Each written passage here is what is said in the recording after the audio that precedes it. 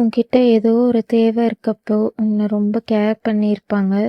ஆனா அந்த தேவை முடிஞ்ச வாட்டி உன்னை ஒரு ஆளா கூட மதிச்சிருக்க மாட்டாங்க.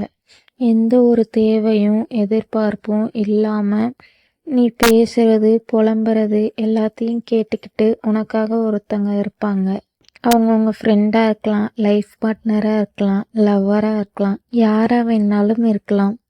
அவங்க தான் உங்களோட அன்பெய்ட் தெரபிஸ்டாக இருப்பாங்க. அவங்களுக்கு இந்த வீடியோவை ஷேர் பண்ணி நீ தான் என் அன்பெய்ட் தெரபிஸ்ட்டுன்னு சொல்லுங்கள். அப்படியே இந்த வீடியோ பிடிச்சிருந்துச்சுன்னா வீடியோவை லைக் பண்ணிட்டு போங்க.